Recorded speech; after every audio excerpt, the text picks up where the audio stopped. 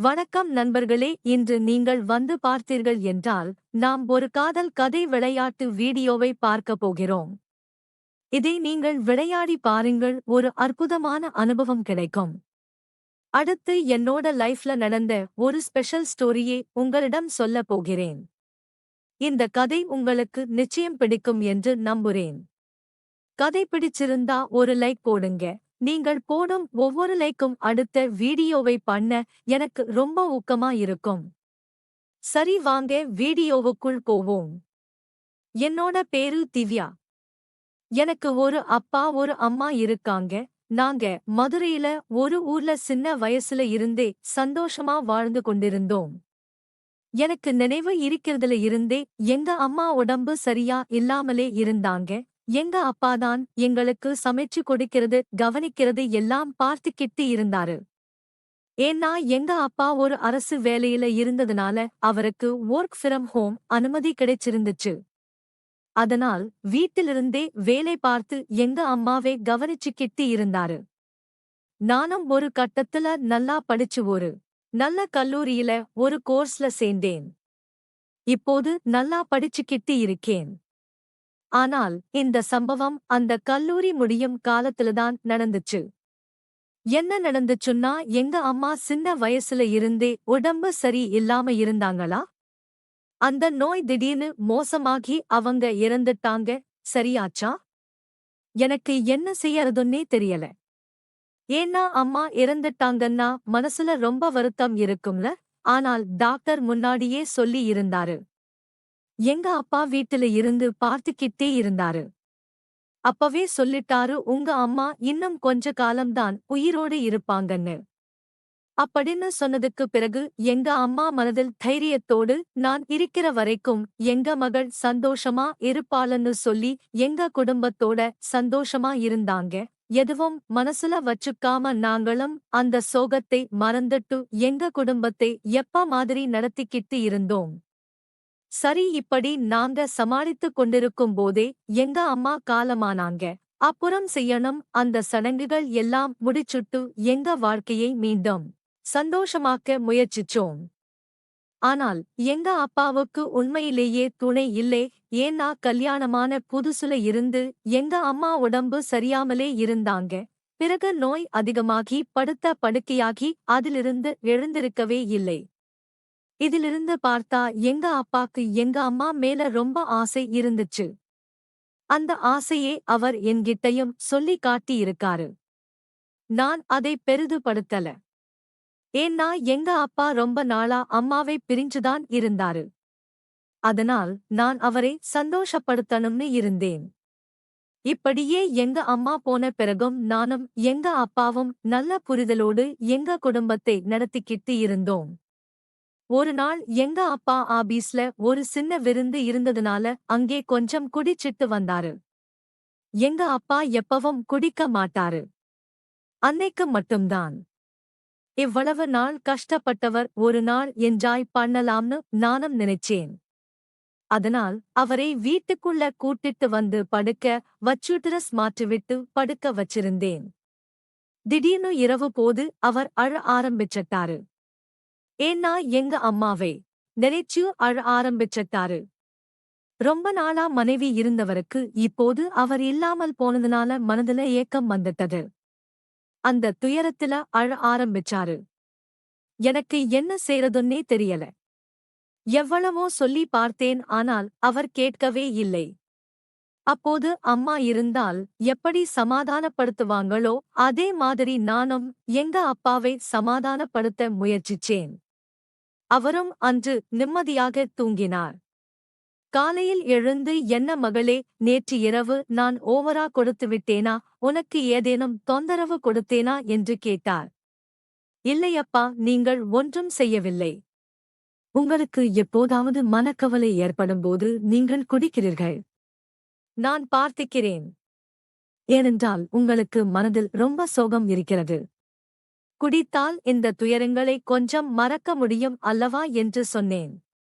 பிறகு எங்க அப்பா ஒரு மாதத்தில் 4 தடவைகள் குடித்து வரத் தொடங்கினார். அப்போதெல்லாம் நான் அவரோடு சந்தோஷமாக இருப்பேன். அந்த சந்தோஷம் எப்படி போல் இருந்ததுன்னு நீங்கள் கொஞ்சம் கற்பனை செய்து பாருங்கள். அதை நான் உங்களிடம் விவரிக்க விரும்பவில்லை. இப்படியே எங்க வாழ்க்கை மிகவும் சந்தோஷமாக போய்க் கொண்டிருந்தது. ஒரு நாள் எங்க அப்பாவின் ஆபீஸிலிருந்து அவருக்கு ஒரு நீண்ட விடுப்பு, அதாவது லாங் லீவ் கொடுத்தாங்க. ஏன்னா மனைவி இருந்ததுனால வெளியே சுற்றி வந்தால் மன அழுத்தம் குறையும்னு. நானும் கல்லூரியிலிருந்து நீண்ட விடுப்பு எடுத்து எங்க அப்பாவுடன் வெளியூர் சுற்றி பார்க்க போனோம். அந்த பயணத்துல எனக்கும் எங்க அப்பாவுக்கும் இடையில் உள்ள உறவு இன்னும் நெருக்கமாகியது. நெருக்கமாகி நாங்கள் இயற்கை அழகியை எல்லாம் பார்த்து ரசிக்க ஆரம்பித்தோம். அப்படி ரசிக்கும்போது நான் எங்க அப்பாவிடம் உண்மையே சொன்னேன். அப்பா, நீங்கள் குடித்துவிட்டு என் கூட தப்பா நடந்து சந்தோஷமா இருங்க. நானும் அம்மா போய்விட்டால் சரி என்று எதுவும் கண்டுக்க மாட்டேன். இப்படி நான் என் உண்மையான ஃபீலிங்ஸை சொல்லி எனக்கு இனிமேல் ரொம்ப ஆசை. நீங்கள் என்னை சந்தோஷப்படுத்துவீர்களா? இனிமேல் நீங்கள் குடிக்க வேண்டாம். குடித்துதானே நீங்கள் அம்மாவை நினைக்கிறீர்கள். அம்மாவுக்கு பதிலாக நான் இருக்கிறேன் உங்களுக்கு என்று சொன்னேன். எங்க அப்பாவின் மனம் முழுவதுமே மாறிவிட்டது. நான் கொஞ்சம் ஐடியாக்கள் சொன்னபோது அவர் ஒரு செகண்ட் திகைத்து நின்றார். என்னடா இது, நம் மகளே இப்படி சொல்கிறாளே, ஐயையோ இது எப்படி மாறிவிட்டது என்று புலம்பிக் கொண்டே இருக்கிறார். இதெல்லாம் தப்பு இல்லையா? இப்படி செய்யக்கூடாது என்று எனக்கு அட்வைஸ் செய்கிறார். நானும் கேட்கவில்லை. அதெல்லாம் ஒன்றுமில்லையப்பா. இந்த வயது, இந்த காலத்தில் நம்ம அப்பா மகள் என்று யாருக்கு தெரியப் போகிறது? ஏன் இப்படி செய்கிறீர்கள்? விடுங்கள். அதெல்லாம் நான் பார்த்துக்கிறேன். நீங்கள் யாரிடமும் சொல்லாமல் இருந்தாலும் சரி, நானும் யாரிடம் சொல்ல மாட்டேன். எனக்கு கல்யாணம் ஆகும் வரைக்கும் நீங்கள் என்னோடு சந்தோஷமாக இருங்கள். இனிமேல் நீங்கள் வேறு யாரையும் தேடி போகவோ கல்யாணம் செய்து கொள்ளவோ முடியாது. உங்களுக்கு வயசாகிவிட்டது. உங்களுக்கும் ஆசைகள் இருக்கும். அந்த ஆசைகளை எல்லாம் என்னோடு நிறைவேற்றிக் கொள்ளுங்கள் என்று மகள் அப்பாவிடம் சொன்னாள். அப்பா ஒரு நிமிஷம் யோசித்தார். சரி, நமக்கு இனிமேல் கல்யாணமாக போவதில்லை. இருக்கிற வரைக்கும் நம் மகளோடு சந்தோஷமாய் இருப்போம். மகளுக்கு கல்யாணம் பண்ணி கொடுத்துவிட்டால் அதற்கு பிறகு நமக்கும் வயசு வந்துவிடும். பிறகு நம் வாழ்க்கையும் போகும். பேரன் பேத்தி வந்து விடுவார்கள். அவர்களை கொஞ்சிக் கொண்டே நம்முடைய நேரம் கடந்து போகும் என்று நினைத்து அவர்கள் ஒரு பிளான் போட்டார்கள். வீட்டில் தினமும் இருவரும் சந்தோஷமாக இருந்தார்கள். இப்படியே சந்தோஷமாக இருந்து அப்பாவுக்கு அம்மாவின் நினைவே மறக்கப்பட்டுவிட்டது. முழுமையாக அவர் தன் மகளையே பார்த்து கொண்டிருந்தார். ஆனால் மகளுக்கும் ஒரு கல்யாணம் பண்ண வேண்டும் அல்லவா? அக்கம் பக்கத்தில் உள்ளவர்களும் கேட்பார்கள். அதனால் மகளுக்கு நல்ல வரன் பார்த்தார். ஒரு மாப்பிள்ளை நன்றாக புரிந்தினார். அவர் வீட்டோடு வந்து சேர்ந்த மாப்பிள்ளையாகிவிட்டார். கல்யாணம் முடிந்து இப்போது அப்பா தன் மகளையும் மருமகனையும் மிக சந்தோஷமாக பார்த்துக் கொண்டிருக்கிறார். அதற்கு 7 மாதத்தில் மகள் கர்ப்பமாகி ஒரு அழகான குழந்தையை பெற்றெடுத்தாள். அதற்கு பிறகு அவர்களின் வாழ்க்கை மிகவும் சந்தோஷமாக போய்க் கொண்டிருக்கிறது. அப்பா இப்போது அவர்களின் விஷயத்தில் தலையிடாமல் இருக்கிறார். சில சமயம் பழைய நினைவுகள் வரும்.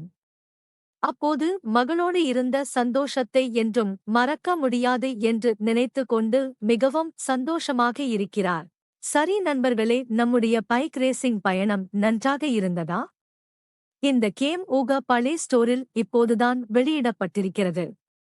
இந்தியாவுக்காகவே எனக்கு இதை விளையாடுவது மிகவும் நன்றாக இருந்தது. இது ஒரு புதிய அனுபவம். நான் எத்தனையோ பைக் ரேசிங் கேம்கள் விளையாடி இருக்கிறேன். ஆனால் இந்த மாதிரியான அனுபவம் இதுவரை கிடைக்கவே இல்லை. இந்த அனுபவம் உங்களுக்கும் கிடைக்க வேண்டுமா? நிஜத்தில் நீங்கள் ஒரு பயணம் செய்வது போல் இருக்கும். அப்படி என்றால் இந்த பைக் ரேசிங் கேமை டவுன்லோட் செய்து விளையாடி பாருங்கள், நன்றாக இருக்கும். அடுத்து நம் சேனலில் இந்த கேமுடன் சேர்ந்து இது போன்ற கதைகளும் வரப்போகின்றன. ஒவ்வொரு நாளும் நான் ஒரு வீடியோவை அப்லோட் செய்யப் போகிறேன். அந்த கதைகளையும் கேளுங்கள். இந்த கேமை விளையாடி நன்றாக சந்தோஷமாக இருங்கள். இந்த மாதிரியான வீடியோக்கள் நம் சேனலில் தொடர்ந்து வர வேண்டும் என்றால் நம் சேனலை சப்ஸ்கிரைப் செய்ய மறக்காதீர்கள். உங்கள் நண்பர்கள் எல்லாருக்கும் ஷேர் செய்யுங்கள். சரி நண்பர்களே, நன்றி.